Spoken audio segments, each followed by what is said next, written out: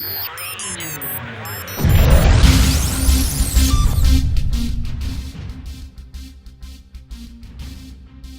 everybody, welcome back to your podcast. This is currently still called Build in Progress. This is a Nation of Makers podcast. With me is Jeanne Marshall from Northern Virginia, as well as Jade Garrett, both from Northern Virginia, fresh off Maker Faire NoVa, which was March 18th. How'd you guys do on it? Jade, how'd you do on it?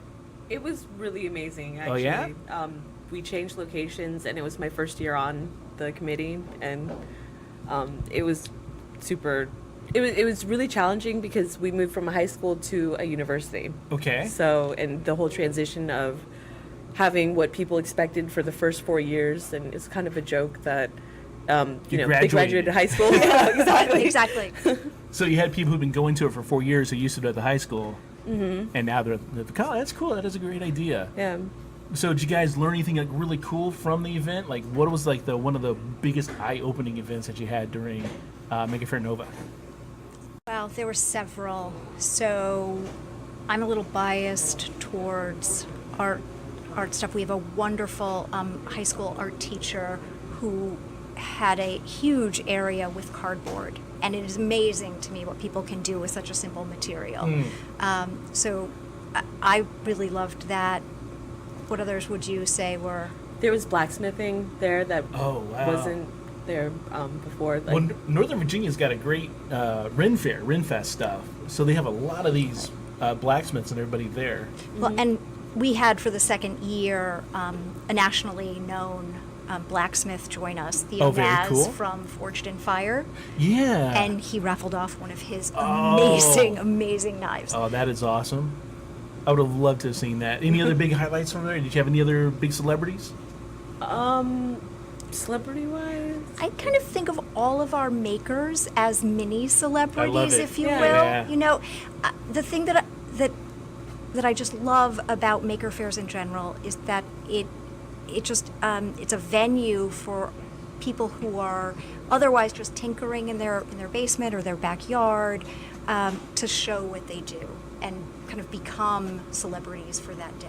Just for that moment when they're showing off the stuff they've brought, the stuff they've worked on. Exactly. Is there anything that you guys make yourselves that you were able to bring to the fair? We'll start with you. Well, Uh-oh.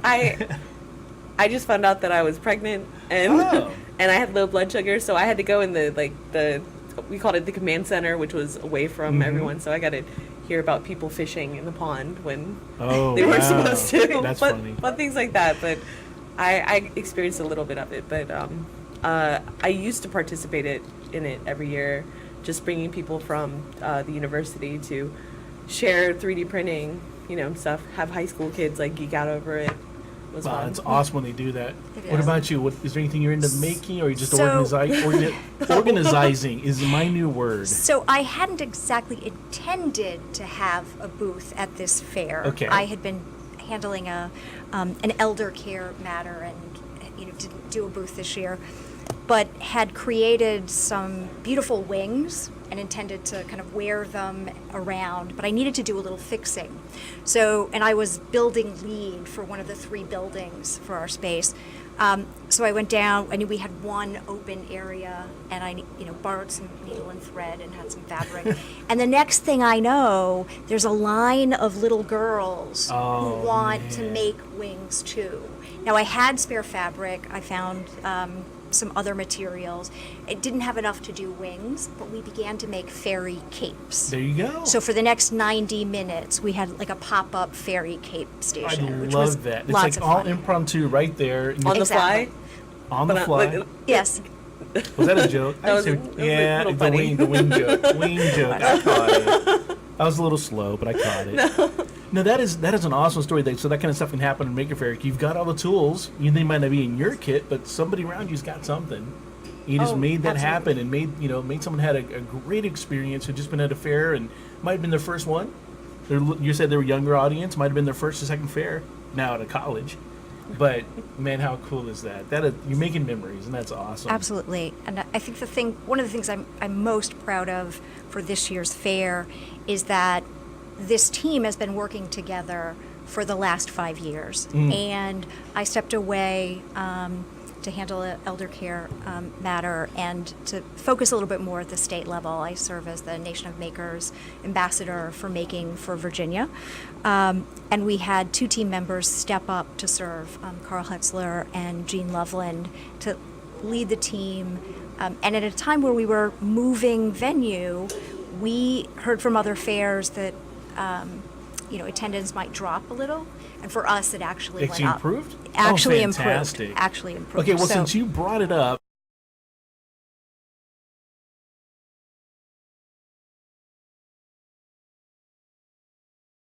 you can find out more information over NOMCON.org, I believe it is. You can.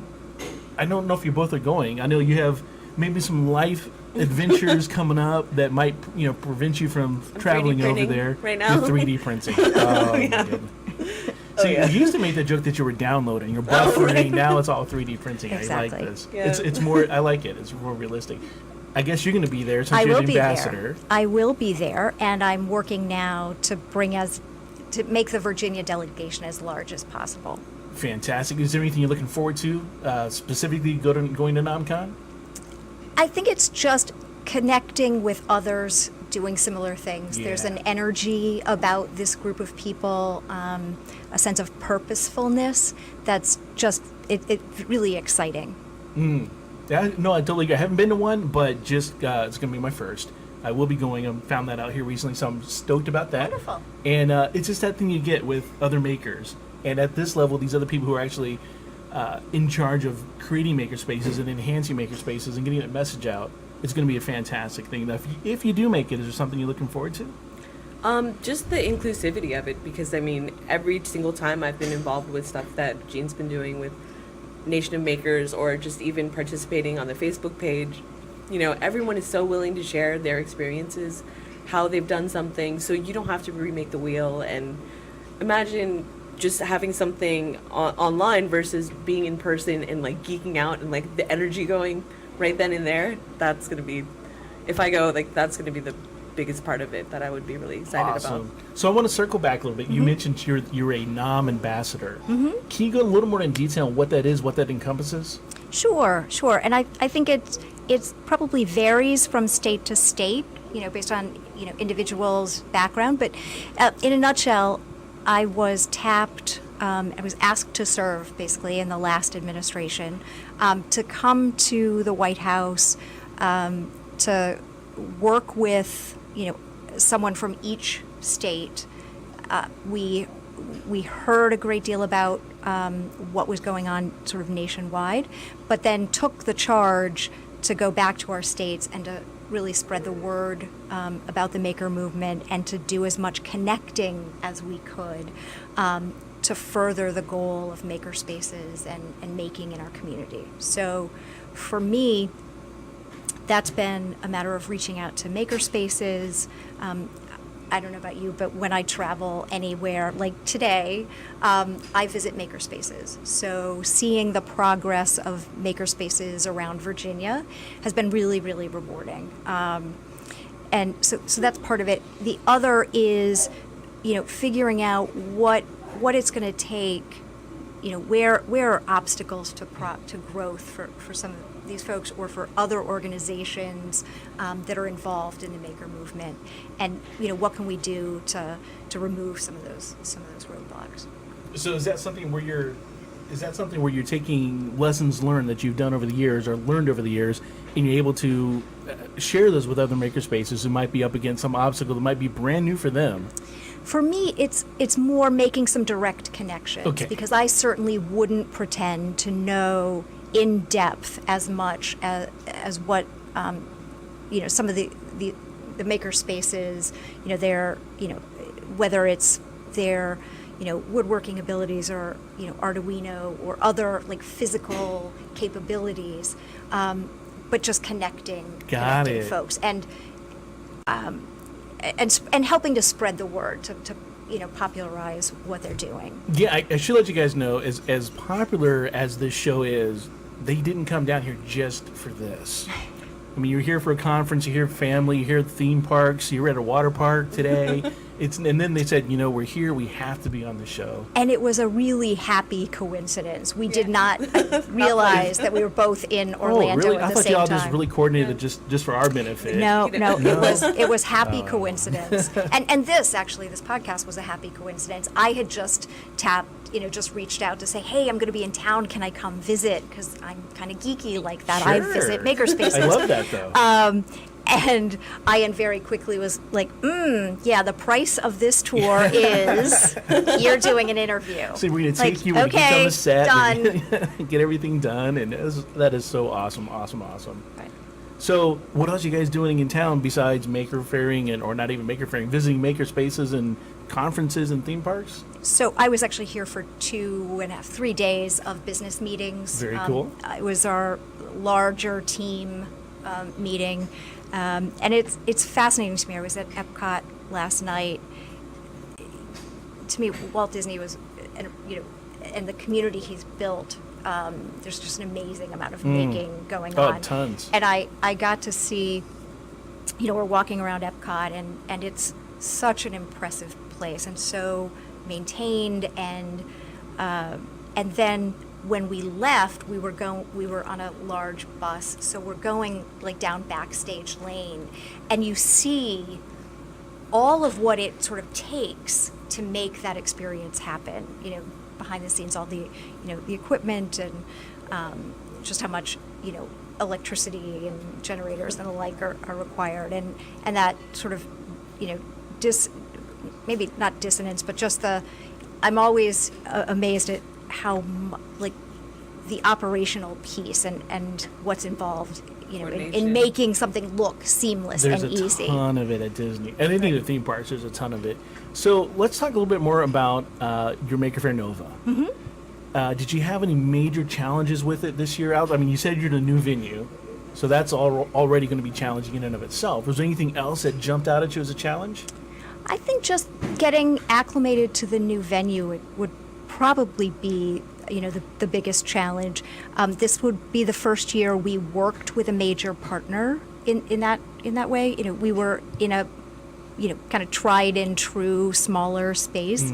But I'm just incredibly proud of the team, especially Jeanne and Carl, for being able to overcome that newness and to work through all the little logistical things and not so little logistical things. Yeah.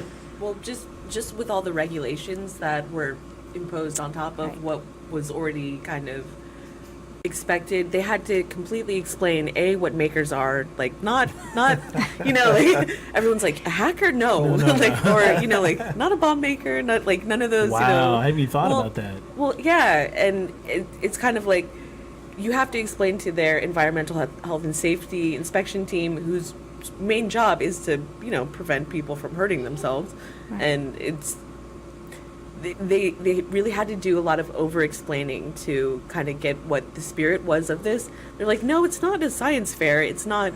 It's so hard to describe it. Well, and it really was like going back to year one. Oh wow! Right? Okay. Because you have a whole new set of stakeholders, as Jade was explaining, who if you haven't been to a Maker Faire, it can be very hard to visualize. Sure. Something that has as wide an umbrella, to explain to someone that yes, there will be, someone there doing fiber arts and weaving. At the same time, there'll be blacksmithing and drones and people printing. just 3D printing. Yeah. Folks start to look a little quizzical, like, how does that actually work? And then you simply have to say, come and see, come and make. See what we do. Mm-hmm. Well, so what about any kind of wins? What stands out at you from Maker Faire NoVa as a fantastic win from this year? I think the new relationship, the partnership with George Mason, because while the goal of the event really is to expose making and to give as many people as possible that opportunity to learn more, it's equally important that we're partnering with those that can take that excitement that gets generated and then allow people to actually do it on their own. So connecting with other local maker spaces in the area, other other making kind of groups. And people who want to start a makerspace actually had spaces there. Yes. And booths and kind of getting ideas of what the type of crowd is and how they could appeal and how they could actually kind of more join people together. Awesome. Now, do you guys have, we're 1 month removed from it, do you guys have like a post-mortem or a meeting afterwards to say what were the pros, what were the cons? Or? Yeah. So that took place. I couldn't be there for that session. Yeah, lots of pizza and Lots of pizza, yeah. Best way to have a meeting. yeah. We went to a pizza restaurant and we kind of broke down what was overkill, you know, what should we change. If we didn't get the metrics that we needed, how are we going to get it next year? But we reached the goals that we were looking for, and they announced that they're trying to have it be free to everybody, and so it's like, how do we work towards that? And so next step is kind of like, what funds do we need? How do we kind of build that into either sponsorship or just more people having awareness of it, and maybe having George Mason like lessen their fees and stuff, and that kind of thing. So Well, that's awesome. So, with it, did you guys have any kind of like standout moments when you said that's something we're definitely not doing next year? Like we can't do this or anything, or anything off the table, or did you kind of go, hey, I actually want some more of this next year? Yeah, since I wasn't there, I think that nothing is in concrete just yet. I think that Jeanne and Carl will take all the lessons learned and with the team pull together a strong plan for next year. But I'm not aware that anything is sort of off the table. Sure. So this was my first year being part of like in their 5-year crew. I keep on joking that they should tackle world hunger, next, because like the way that they work together and the amount, the vast amount of just organizing, like scouting, bringing people together, keeping track of it is intense. I mean, I could barely keep up with the emails, and but it was kind of, it's more little tweaks that they were working on. So if there was a way to kind of just automate the very beginning parts of it, like have automatic emails sent out to makers that have already participated or makers that didn't participate to see why they didn't, from previous years. And now they've done it for 5 years now. There's enough data to be able to kind of sort through that and pick and choose what to focus on. So, okay, so communication is what I'm hearing here. Yeah, analyzing, that kind of stuff. So Okay, so you said 5-year crew. This is your first year on the 5-year. What is a 5-year crew? So we have a core group of 7 to 10 folks at this point. 2 or 3 have been with us for, no, actually 3 of us have been there from the very first year. Okay. And again, I think the part that I'm most proud of is that we've managed to keep, we keep pulling people in. People take on new responsibility, and they get a chance to do, what they really want to do. And even with turnover, in different roles, the event keeps, an upward trajectory. That is awesome. Yeah. That is awesome. So do you guys have it planned out for next year yet? Do you have your dates?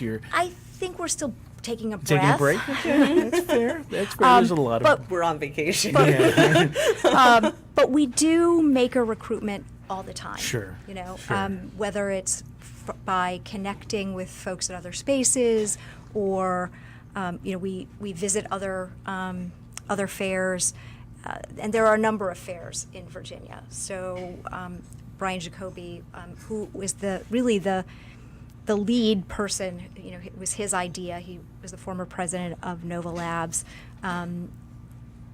He and I went down to the Lynchburg Mini Maker Fair, and it was amazing. So what Elise Spontarelli and her husband are developing this knack for, at least I think so, is that they get one really different large individual maker. And this year it was a guy with a huge portable sawmill.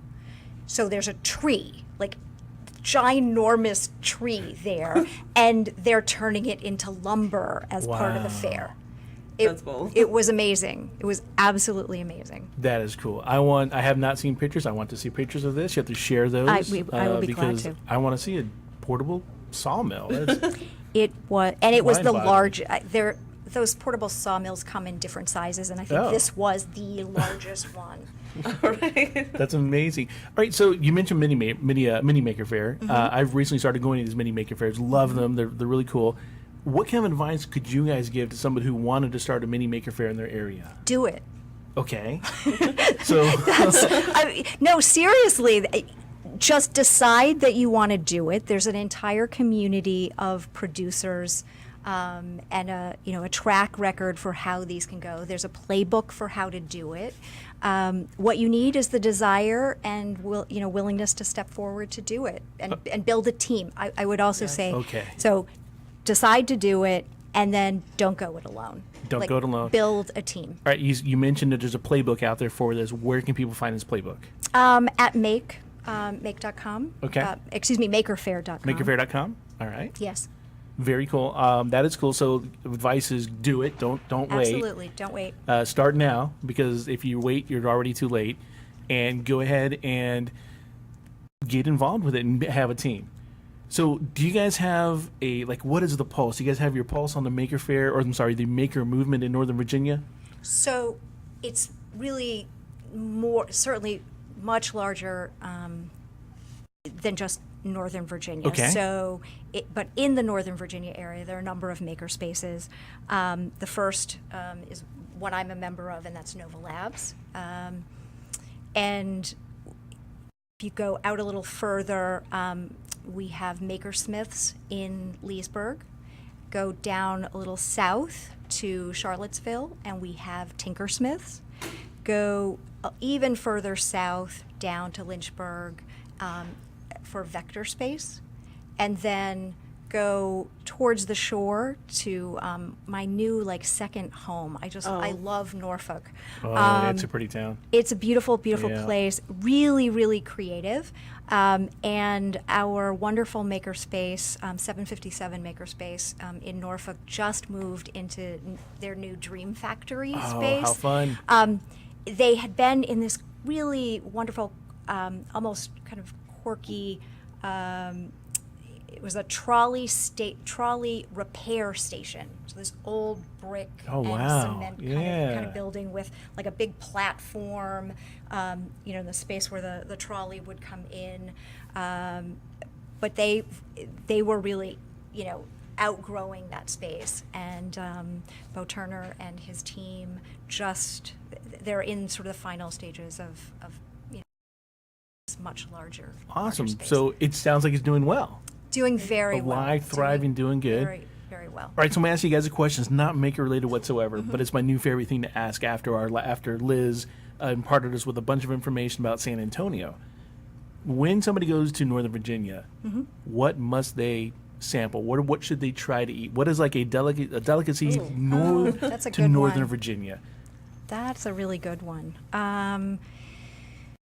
So Northern Virginia is known mostly as a suburb of DC. DC, And correct, yeah. So I'm sort of partial to Hard Times chili, but Oh, yeah. Ooh, whoa. Nice. All right. but I don't know that we can say it's unique to, that chili is certainly not unique to Northern Virginia. The nachos, they're magical. They are. Oh, They all are. right. So what's it? Hard Times? Hard Times Hard Cafe. I'm a Times. big nachos chili and fan. chili. Hard I'm Times. just trying to think if there's anything else that's really unique to Northern Virginia. I mean, there are lots of as long as you try to avoid chains. I mean, there's a lot of Jose Andres Sure, restaurants yeah. and stuff where there's Vallejo, there's Zetinia and stuff like that where they do molecular gastronomy. And I- where Wow. Okay. and I think mini bar. perhaps it's not one cuisine, and now that I think about it, this really is it. It's that our area, and specifically Fairfax County, but the surrounding counties as well, we are now really majority minority. So Okay. it is one of the most diverse communities in the DC area. So we've got and that spills over into the kind of food that's available. So I think what's unique about our area is that within walking distance, you can try Ethiopian or Venezuelan or Brazilian or Mexican Melting or pot. It's it's melting a pot, it total really is. melting pot. So I Yeah. think that really is what I would say is what's unique about our area. It's just all the goodness you can eat in in a short trip. If you say melting pot in Orlando, there's actually a restaurant called Melting Pot. Oh yeah, fondue place, right? Fondue place. Yeah. I guess they're probably a chain too. I'm thinking Yeah. so. I mean, that is so awesome. That is really good. I'm glad to hear everything's going great up there, which of course I expect it to be. I'm glad that we're trying all of us to get to NOMCON. If not, I mean, hey, those are big priorities. You're 3D printing, like you said. But yeah, I'm so glad you guys had the time to stop by tonight and check out our space here and be on the show. It's so awesome that you guys were able to do that. Well, I'm thrilled to do it. Just thrilled to do it. Any Yeah. kind of shout outs for anybody out there you want to give? Cameras up there, you say, this is your chance. I would- Daughters, kids, family. To Skylar. Skylar, who's downstairs. Yeah. She's downstairs. She really wants to be on the show. Oh my God. Yeah, so I have 2 boys, Ian and Chris. I'll give a shout out to. Chris is my younger baseball player and budding engineer and maker. My older son is studying education Very at good. ODU in Norfolk, which is why Norfolk has become my second There we my go. home away I from like home. it. But I would very much just give a shout out to all of the maker spaces around the state. They're doing just some wonderful things, wonderful things. Like building momentum, Hack RVA. Yes, Those are some of thank the you. ones that were mentioned before, Okay. but What's it, the Hack RVA? Hack RVA in Richmond. Richmond, Virginia. Okay, Yeah. there's the RVA. Building momentum in Alexandria. So That's a great name we have for a a, space. we have a gap Yeah. in Northern Virginia. NOVA Lab serves a very large portion of Northern Virginia, but when you're close in, Arlington and Alexandria, those were communities served by TechShop. And so with TechShop's closing, there are some efforts underway to get some new spaces in Yeah. place. Yeah. So it's That's really awesome. exciting to see that come to fruition. yeah, it was awesome how all the makerspaces around Tech Shop closing kind of like stood up and were so welcoming. A lot of places offered the same type of conversion, like with the classes that they took. If they had proof that they had it, like an email saying that they took the class, for example, they'd have the same type of Of access? access to the machines. Very or good. You That's wouldn't smart. have to go through the really long process. So they gave them reciprocity. Yes, Well, yeah. we had a florist who had a wedding to do, and she had been, pretty much locked out Oh, no.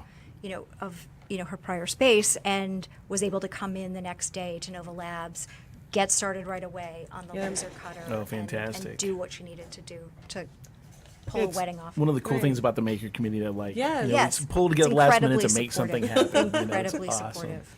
Well, guys, I want to thank you again for being on the show. And everybody, we're still waiting for a title. So if you do think about it, we want to get that build in progress replaced with something really cool. We do have some ideas, but we want more from you guys.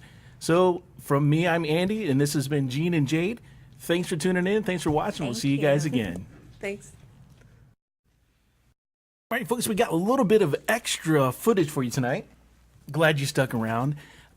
We just cut off, and Jean's like, no, we have to go back. There's something I have to share with everybody, which is this amazing story about the Stanton Makerspace. That's right. I think it is a huge testament to both the community of Stanton and to the folks who run the makerspace there. They suffered a fire about a little over a year ago, and were of course devastated. They were in so Stanton is an old kind of historic community in Virginia. This was an older building. They were in the lower half.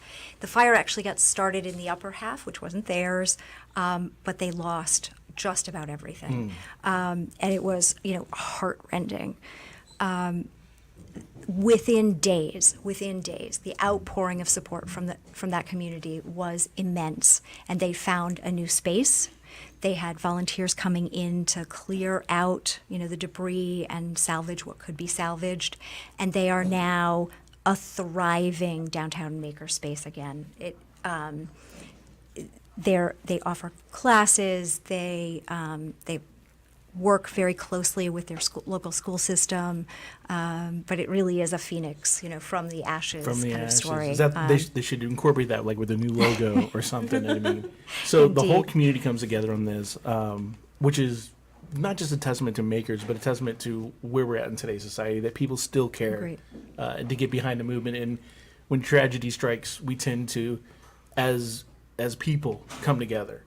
So I really like hearing that story. And was the new location larger by chance? Or? It is larger, and it now houses.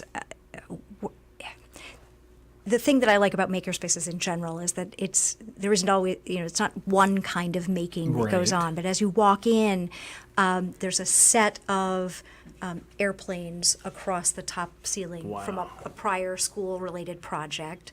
They have a wonderful set of posters, across the other wall. And as you go to the back, there's this huge woodshop area.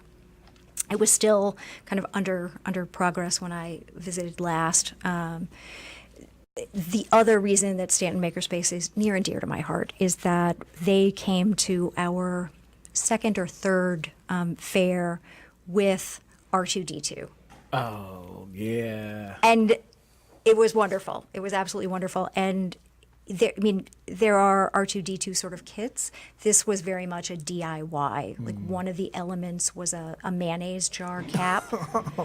So this was homegrown and amazing.